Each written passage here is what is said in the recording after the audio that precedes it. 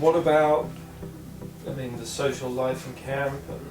Yeah, I'd say I've made the most of the social life in camp. There's a great atmosphere, it's really buzzy, there's a great bar, like there's people all ages, international, the guests are really great, everyone eats together in the evenings, and then you can either stick around or go like be at the bar, or you can go to your cabin, do your own thing. But yeah, it's pretty fun. It's been very fun.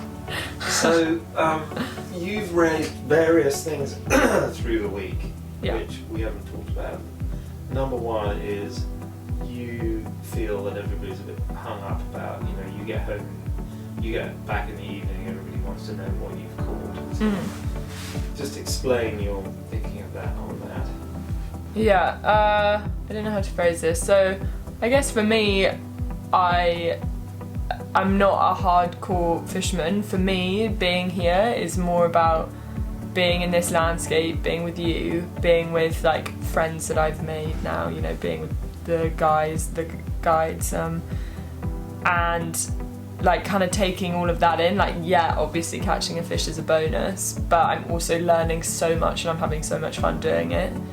Today, for example, I caught 2 dark fish,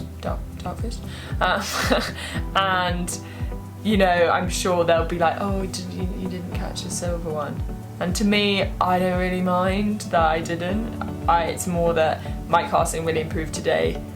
Those fish were really nice.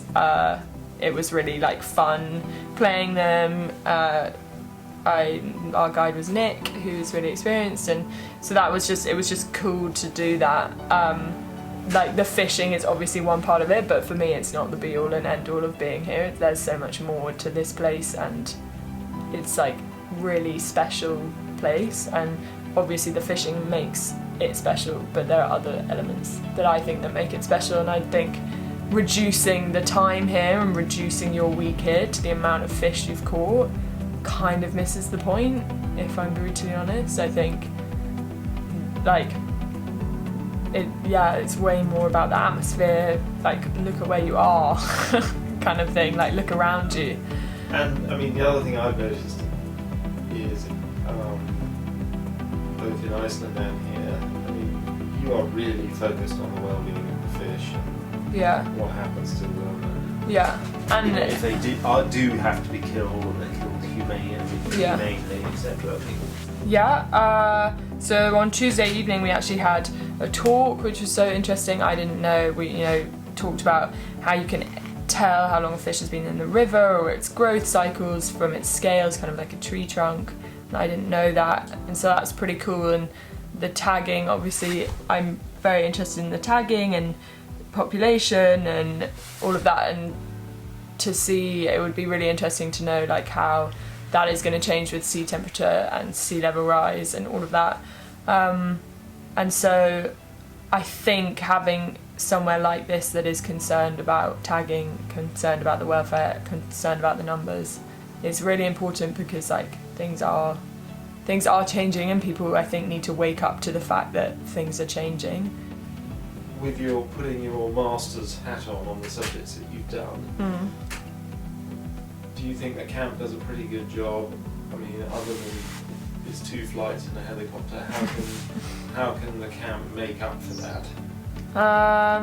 I'd say they do a pretty good job. They're like hot on food waste, which is really important.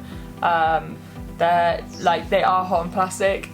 I think it would be really cool to do something with renewables here. I think like having a couple of wind turbines, 3 wind turbines would probably power the camp, and then you could have a generator as the backup.